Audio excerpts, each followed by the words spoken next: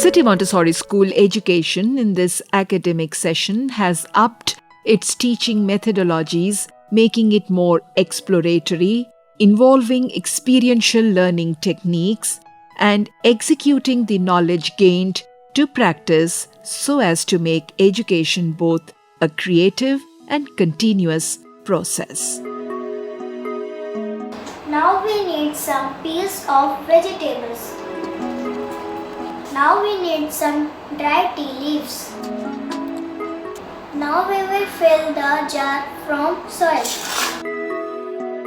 We have filled the jar with soil. Now we will put this in sun. My compost soil is ready. Teachers, students, and families together have defined an emerging trend of empowering each other through innovatively designed concept learning. Online classes for mothers to help gain confidence in English and use technology with ease. Flip teaching, wherein a child gets an opportunity to take class so as to develop 4 C's of concept, communication, confidence, and critical thinking. And teachers to explore new apps and follow best practices to ensure that no child is left behind and gets the best through online teaching. To keep the learning curve up and nubile, CMS Rajendra Nagar Campus 2, a junior campus, organized the virtual international speech competition called the Talking Titans. Viewers, here are the excerpts from the program. So enjoy. I welcome you all to the first edition of the Talking Titans, a virtual speech contest. This 2-day event will leave all of us with an insight to look at this world as one big family, which needs to be nurtured with love, care, and empathy. We shall start the day's proceedings with the school prayer.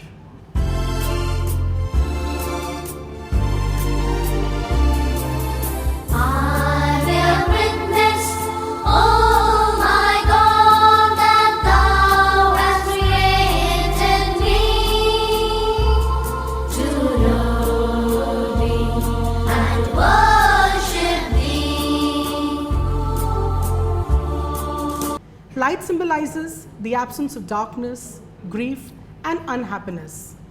God's first and foremost presence was also in the form of light, which we call as the Divya Jyoti or the divine light. On this note, we shall begin with the lighting of the lamp ceremony. May this light spread afar all over the world for peace and harmony. May the Lord keep this light always burning forever and ever, forever and ever. Now I would like to invite respected principal of City Montessori School, Rajendra Campus 2, and convener of the Talking Titans, Mrs. Dipali Gautam, for her welcome address. My dear, wonderful parents and children, a hearty welcome to everyone. It's truly encouraging that you all have spared your valuable time, especially on a Sunday, to be a part of this unveiling ceremony of this first edition of our Talking Titans and blessing the young minds to do their best. CMS believes in the philosophy of Vasudev Kutumbakam. Earth is but one country and mankind its citizen. And guided by this principle of unity of all religions, oneness of God, and oneness of mankind. Here comes the first participating school of Talking Titans 2020. Camberwell High School, all the way from the suburb of Melbourne, Victoria, Australia.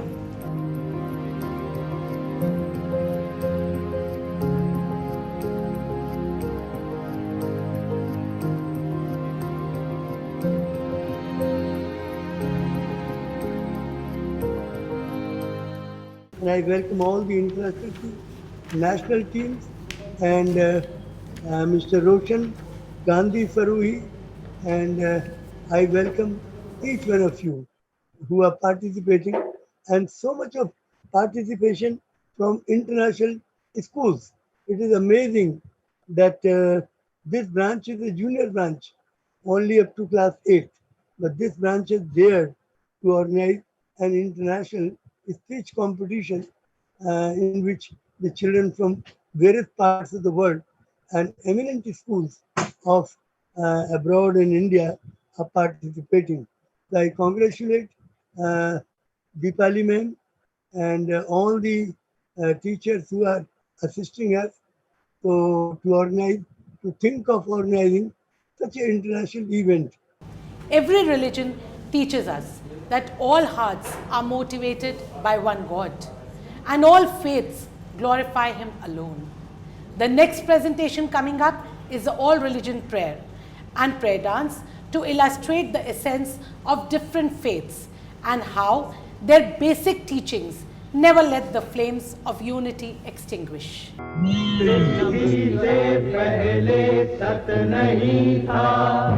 असत भी नहीं अंतरिक्ष भी नहीं आकाश भी नहीं था छिपा था क्या कहाँ किसने ढका था उस पल तो अगम अतल जल भी कहाँ था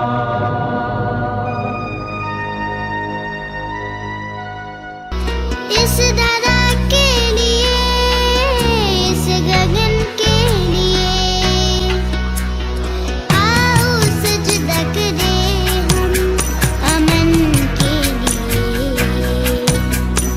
इस जहां के लिए इस चमन के लिए इस धरा के लिए इस गगन के लिए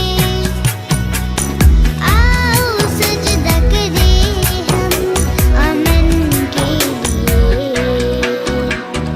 आओ सजदा करें हम अमन के लिए तूने किया है एहसान मुझ पर कुर्बान तुझ पे जीवन ये मेरा साथ देता मुश्किलों में वो खुदावन तू मेरा तन्हा नहीं हूँ मैं अब तो हाथ सर पे है तेरा साथ देता मुश्किलों में वो खुदाबंद तू मेरा तन्हा नहीं हूँ मैं अब तो हाथ सर पे है तेरा तू ही मेरा प्यारा खुदा तू ही मेरा सच्चा खुदा तू ही मसीहा तू है राजा तू ही मसीहा तू है राजा The inauguration ceremony of the first Talking Titans, an event guided by a vision of a just and safe world for one and all.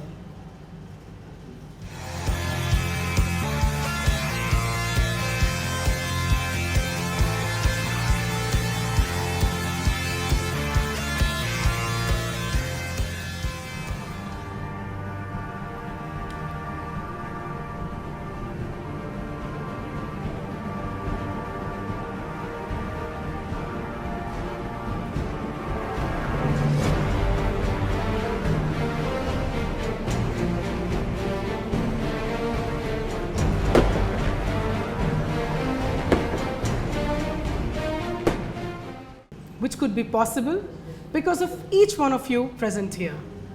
On this note, I welcome the respected chief guest for the day, Professor Alok Dhawan, Director CSIR, IITR Lucknow, for his blessings. I think this is a time when you not only communicate through greetings, but also communicate through speaking. But I thought there's another way that Deepali has shown us is the way of electronic medium.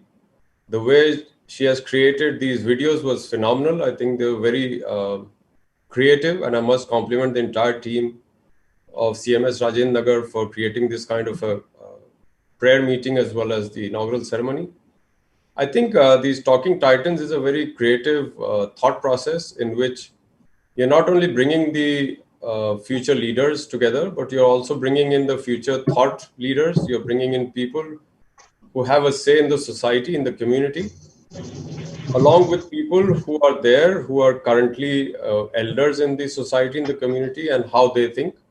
I think it is time that we not only listen to our children, listen to the future leaders, but also take their consideration, take their thought processes into our consideration, and then build the society according to what their needs are. Now I request the President and Managing Director of City Montessori School, respected Professor Geeta Gandhi Kingdon, to kindly address the gathering. It's a great pleasure to be here and to add my own very warm welcome to Professor Alok Dhawan, the Director of the Indian Institute of Toxicology Research in Lucknow. This is a CSIR institution, and it's one of the most preeminent scientific research institutions of India. I say that because we have an international audience here, and you might have been wondering what the full form of IITR is. So that's the Indian Institute of Toxicology Research. I will be wanting to congratulate Mrs. Dipali Gautam for organizing such a wonderful event, giving students a platform internationally to come together on one stage and to pit their wits against each other, to try out their ideas. It is through the clash of differing opinions that the spark of truth can emerge. So giving young people a platform for expressing their ideas, for utterance, for eloquence, for exchange of views. Before we begin with the contest, I would like to introduce the judges for the day. Respected Mr. Sudhanshu Mani, retired General Manager, Indian Railways. The another judge for the day is Dr. Devina Kapahi. Ma'am has been teaching at Isabella Thoburn College since the last 38 years. Their views on the topic, where humanity fails, pandemics occur. And I request participant from Team A1 to kindly take the floor. Have you seen the movie Contagion? It tells of a pandemic like the one we are facing today. The movie shows a bulldozer clearing a rainforest in China, disturbing some bat's natural habitat. One bat drops an infected piece of banana, which is eaten by a pig. The pig is slaughtered and makes it to a restaurant kitchen. The chef who cooks the pig comes into contact with the virus and transmits it to another person via a handshake. At every stage of transmission, the human hand. The current pandemic, COVID-19, is thought to have originated in a wet market in Wuhan, selling live wild animals. A second theory is that this virus was created by the human hand in a laboratory as part of a biological weapons program. Whatever the cause, it is clear that humans have had a major role in the origin of the disease. But what makes this a real tragedy is the human failure to contain this disease in Wuhan. Had the Chinese authorities acted in time by testing, quarantining, closing borders, we might have been able to restrict this disease as a local epidemic. Unfortunately, humans failed again. Today, over 38 million people have contracted the virus. Over 1 million people have died. So, what are the changes we can make to prevent pandemics? Humanity failing to fulfill its duty, and in no time will get extinct and vanished from this planet. And this is what's happening right now. We are slowly and gradually failing from none other than ourselves. This is due to the fact that we have various systems which are all based on profiteering. We have an economic system which abuses Mother Earth and destroys the very ecosystem in which we all thrive, polluting air, water, and soil. As the old saying goes, history has a habit of repeating itself. And as we all sit back observing a global pandemic that has already stripped the lives of over 1 million of our brothers and sisters worldwide, rampaged throughout every corner, city, and village in our world, it's important for us to realise that this pandemic is only part of a pattern of history, a continuation of history, a recurrence of history. What exactly is the coronavirus pandemic repeating? The pattern emerges, clear as day to us. Where humanity fails, pandemics occur. How exactly has our species failed? When you look at the greater picture of history, you will find that most pandemics originate from carelessness. The Amazon is burning, and human insensitivity is responsible for causing a calamity of such monumental proportion. Explosive fit, a pregnant elephant who was searching food, unfortunately exploded in her mouth, broke her jaw. Let's get back to being human. It's who we are meant to be. It's true that we are complex, but we can live in harmony. In 1948, the Universal Declaration of Human Rights was written. This document says that all people and all nations in the world should have in order to take advantage of citizenship. However, the rights guaranteed by the Declaration are not always respected and given to society. Some examples of that is what we can find in the 25th article of the Declaration, which provides living adequate health and well-being for a person and their family, including clothing, food, housing, medical care, and necessary social services. But taking care of humanity is not solely their duty. It is obvious to all, but many choose to ignore the danger. People, blindfolded with obscurantism and selfishness, are harming society in general by not keeping social distancing, by not respecting and helping other people through this tough period. Such actions are of great harm to society as a whole, for they accelerate the spreading of the virus. Inappropriate behavior from part of the citizen is of stupefying self-sabotage. Ladies and gentlemen, human believes in the progress of science and its solution to any problems. Science is made to be human and for all humanity a factor of stability and peace, and could be also a cause of instability and war. The fact that the sickness affects less the more developed countries is undeniable due to the infrastructural and cultural problems. Japan must be taken as an amazing example.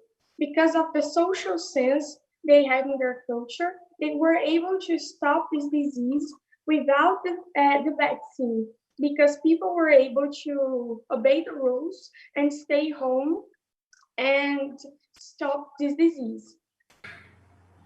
Mahatma Gandhi, who is also known as the father of India, once stated, "Keep faith on humanity. Humanity is an ocean. Even though a few drops of the ocean becomes dirty, the whole ocean does not become dirty." Only when the last tree has died, and when the last river been poisoned, and when the last fish been caught, will we realize we cannot eat money? I approached my speech by the most beautiful and profound statement that has been made by Native American Chief Seattle. Humanity is a word for the qualities which make us human beings, such as love, compassion, collectiveness, trust, care, and many more. Pandemic is a global outbreak which brings devastation to millions of people in the world. History is dotted with a plethora of our fights with pandemics.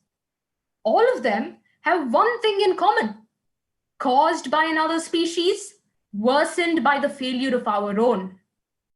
All this, despite the medical advances, seeming understanding of human values and human rights, a more interconnected, globalized world with gigantic leaps in technology. What irony that the most powerful, adaptable, intelligent form of creation has to inescapably fight challenges from invisible, microscopic forms of life time and time again. This is worse than World War. We have failed monumentally at individual, social, governmental, national, and international levels. Be safe to consider, dear friends, this is not humanity. This is a failure of humans in responding to tragedy. Is this where we want to reach? Who we want to become, what we want to do, and how we want to live? No. It is time we relook, rethink, and reevaluate. We must use the force of humanity, something each of us have, but collectively lack at such a time. We have to use humanity to mitigate this exacerbating crisis before a virus causes the collapse of humanity's empire and defeats and exterminates us before we do it.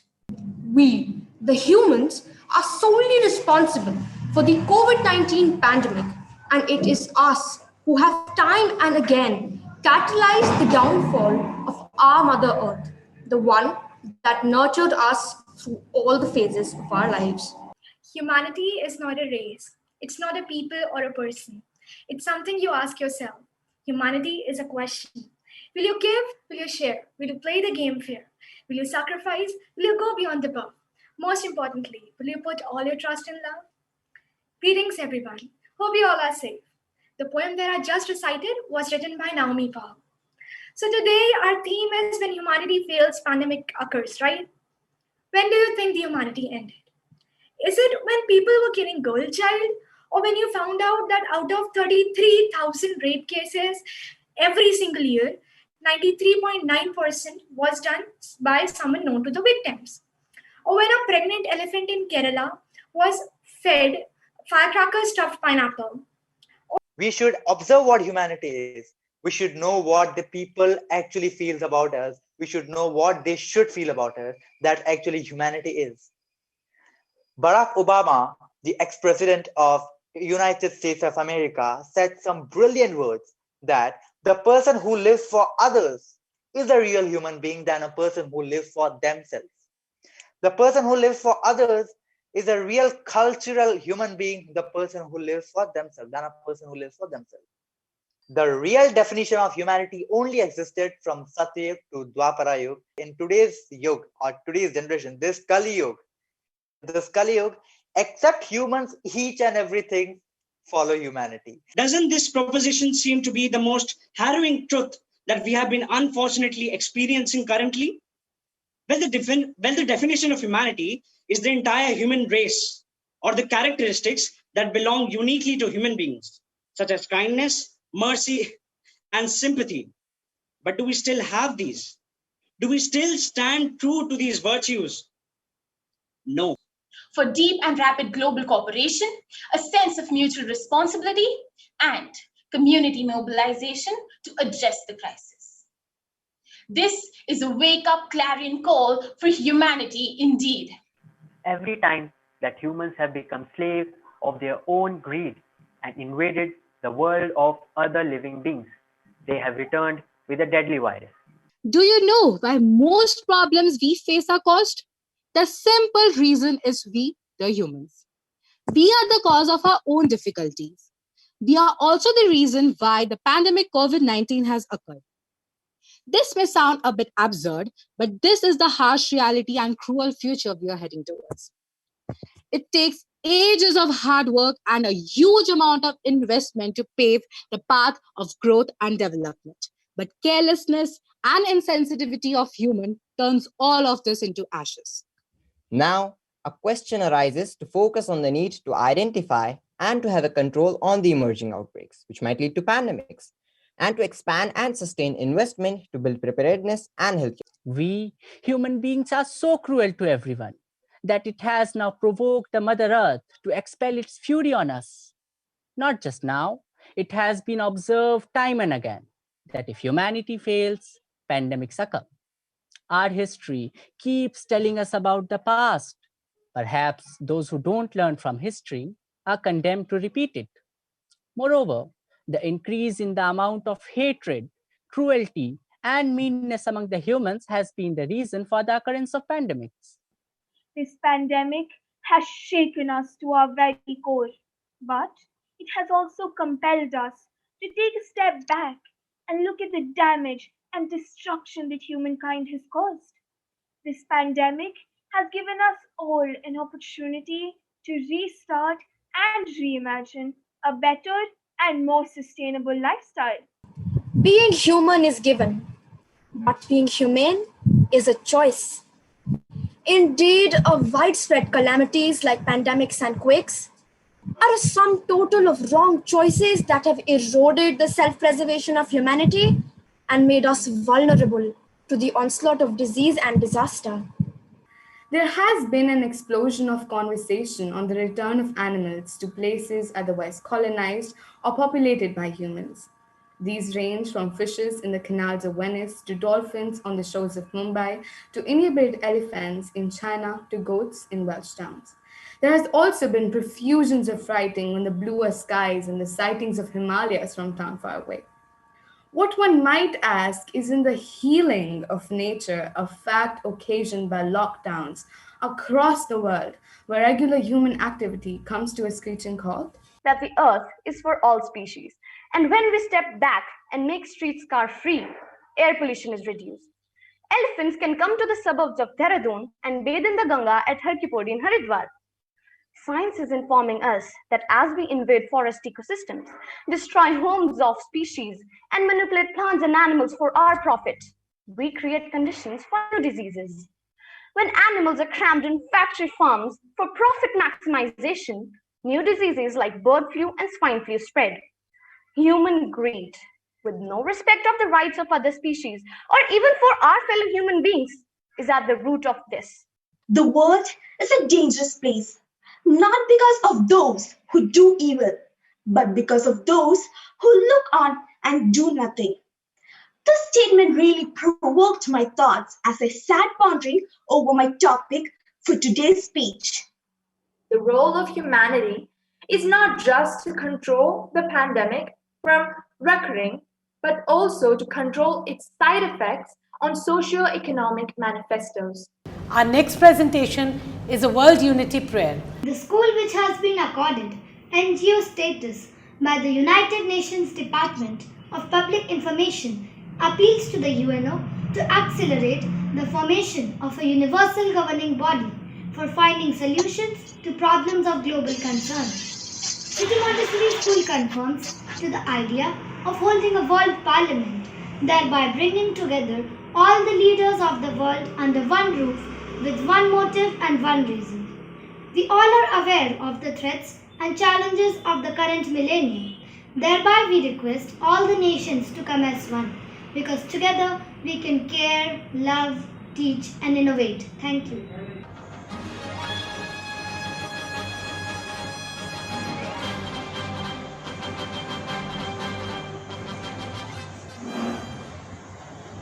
I am the world citizen. I belong to all the countries of the world. I stand in support of a single world governing body. I stand in support of a world parliament. May unity prevail in the world and the vision of a borderless world becomes a reality. May unity prevail on earth. I, the representative of Africa, appeal to the United Nations to help the people of Africa by setting them free of terrorism.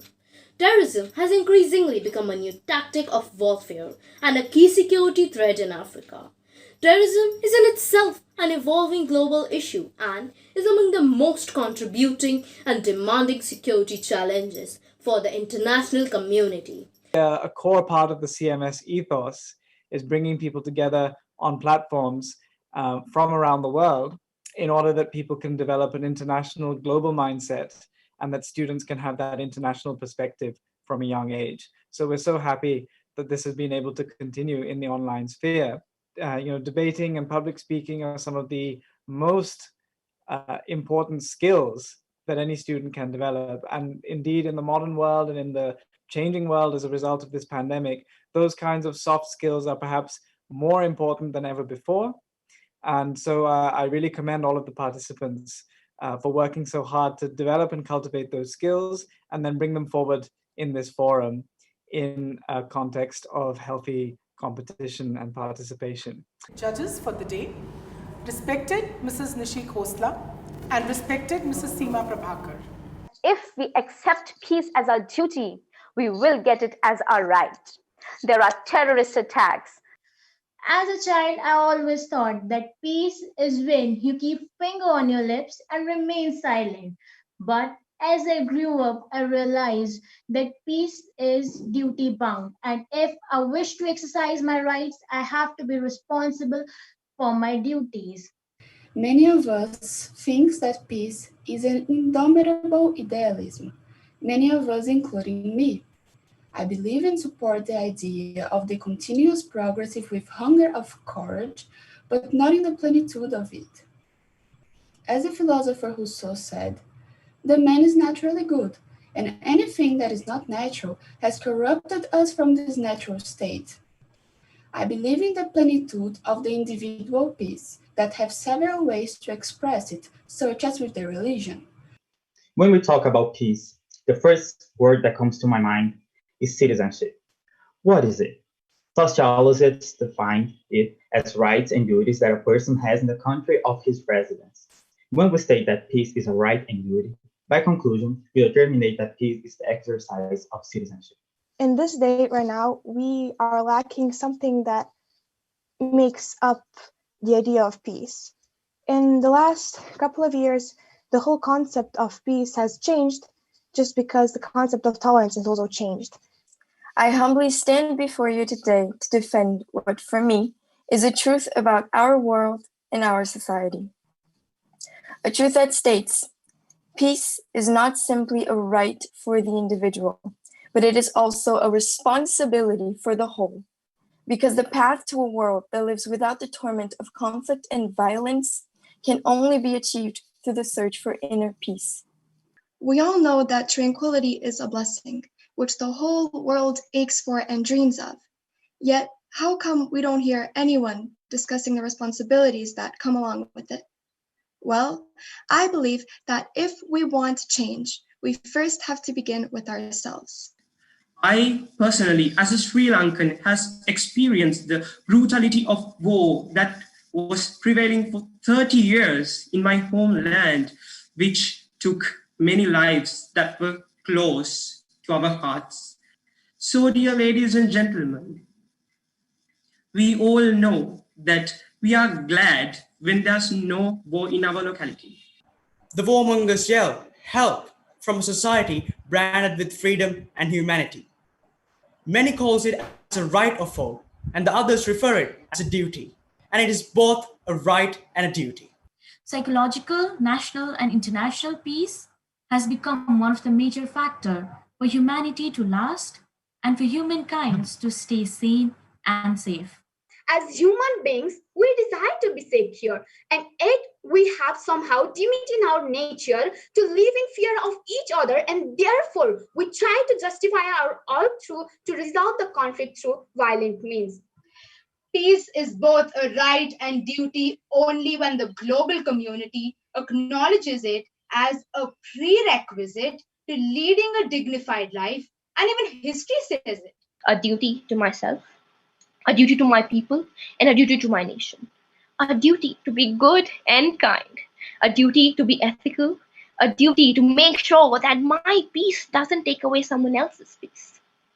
War and peace has always been a focal issue in all periods of history, and it's still a concern even today. One elementary way of defining peace is absence of war, but this is just a narrow perspective. No doubt, absence of war is the very first condition for peace, but peace is not merely absence of war. According to me, peace is that realm where ideas of harmony, brotherhood, and cooperation interact to form an ideal place to reside in. Even before we have witnessed peace in this world, it is utmost important that we make peace with our mind and our heart. At the micro level, it is on the individual basis. Individual basis in the sense when there is freedom of disturbance from each other. Now, ladies and gentlemen, we need to understand that peace is not substantial. It is not subsequent in every phase. If there is no war, there might be conflicts between the people, between the nations, between the parties, between the certain groups, which doesn't ensure proper peace.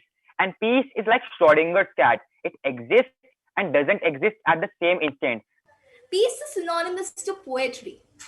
And as it has been rightly quoted by William Wordsworth, that poetry is the spontaneous overflow of emotions collected in tranquility. Hence, peace is that basic musical note of life which not only makes the life flow happily, rather, it also brings happiness. The Indian peninsula is not unknown to you, nor are the ideals that the second longest active constitution upholds. After having promised to all the full sum of humanity, dignity, freedom, and equality, it had put the task of ensuring its total effect on us, thus not only making us the recipients of rights, but also the trustees. So along with the right to freedom of religion came the fundamental 26/11, when Mumbai was attacked, the terrorists involved claimed the attainment of peace as their motive in the attack. And they're not alone, because the testimonies of majority of the terrorist organizations comply with them. Sounds ironical? Well, it shouldn't, because apparently the motive of every war we fight today is the attainment of peace. Making peace a right is not enough. People should understand this is a give and take process. They have to realize that if they want to live peacefully, then they must extend the same courtesy to others. Peace is an indispensable entity which survives and thrives across due to compressing commitments and dutifulness of millions of awakened citizens. His Holiness, the 14th Dalai Lama once said, "Peace in the sense of the absence of war is of little value. Peace can only last where human rights are respected, where people are fed, and where individuals and nations are free." How can there ever be peace in the lives of people who lose everything they have? The definition is rather narrow and incomplete.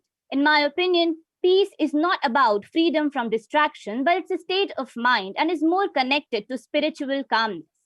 Peace, ladies and gentlemen, is calm and tranquility, a state of harmonious continuation of life. If I deserve love and support for what I do, I must be tolerant and bolster courage in others at the same time. A 5-year-old Umran Daknish. Now you may not know him because he's not quite a celebrity, but he is one of the 7.5 million children affected by the catastrophic war in Syria. Now, why am I talking about him? Because a picture of him looking all bloodied and dazed when he was pulled out of the rubble in Aleppo spread across the world. But what was about this particular picture that resonated so widely? It was his innocence, or more precisely, the loss of it. Because someone whose right should have been playing games was now involved in the most violent act, simply because we as humans failed collectively to fulfill our duties towards nothing but world peace. The Global Peace Index shows a fall in global peace for the 9th time in 12 years. To add insult to injury, the UN Secretary General Antonio Guterres has declared that the COVID-19 pandemic is another world peace violator. Respected members of the jury, teachers, and my dear friends, what exactly is peace? Peace is absence of fear of attack, a basic human right. Peace is as important as clean air, water. With this, we come to the end of the speech contest. I would like to congratulate each one of you for expressing your views in such persuasive and articulate words. It makes me feel overwhelmed when I see the youth talking about peace and unity. In this crisis, CMS teachers have shown great leadership and innovation in ensuring that learning never stops and that no learner is left behind. One magic in 10 rupees and one game in 5 rupees, and that's in free. Magician, please show me one magic. Okay. Please give me 10 rupees. I gave you. Okay. Thank you.